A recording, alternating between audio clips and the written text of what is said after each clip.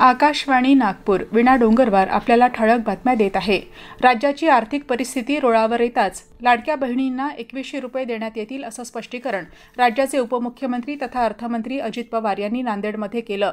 लाडकी बहीण योजना कोणत्याही परिस्थितीत बंद होणार नाही, तसंच राज्याची तिजोरी रिकामी झाली आहे हा विरोधकांचा खोटा प्रचार असल्याचं सांगत आपण स्वतः राज्याचा 7 लाख कोटींचा अर्थसंकल्प विधानसभेत मांडल्याचं त्यांनी सांगितलं।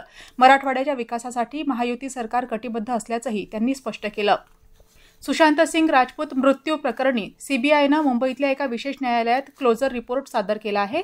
यानुसार सुशांत सिंग राजपूत यानं आत्महत्याच केली असून या प्रकरणी कोणत्याही व्यक्तीनं त्याला प्रवृत्त केल्याचे पुरावे सापडले नाहीत। या प्रकरणातील मुख्य संशयित रिया चक्रवर्ती आणि तिच्या कुटुंबाला सीबीआयनं क्लीन चिट दिली आहे। तब्बल 4 वर्ष आणि 4 महिन्यांच्या तपासानंतर हा अहवाल दाखल करण्यात आला आहे।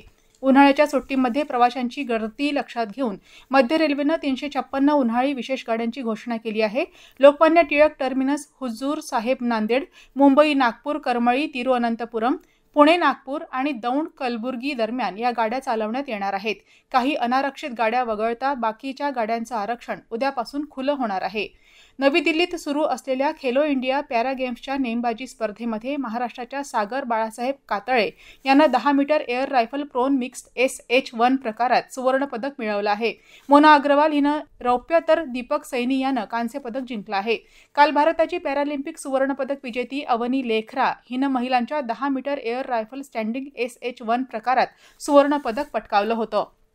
शहीद दिनानिमित्त आज राज्याच्या मुख्य सचिव सुजाता सौनिक यांच्या हस्ते शहीद भगतसिंग, सुखदेव आणि राजगुरू यांच्या प्रतिमेला पुष्पहार अर्पण करून अभिवादन करण्यात आलं।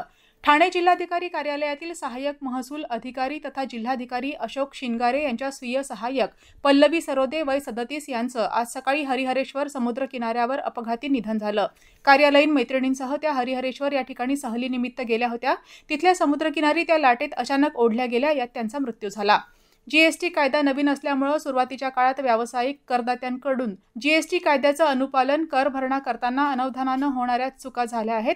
या चुकांमुळे व्याज आणि दंड यांचा आर्थिक भुर्दंड करदात्याला लागू नये, तसंच वस्तू आणि सेवा कर विवादांचं निराकरण सुलभतेनं होऊन विवादित प्रकरणांचा निपटारा करण्यासाठी केंद्र आणि राज्य सरकारनं जीएसटी अभय योजना सुरू केली आहे।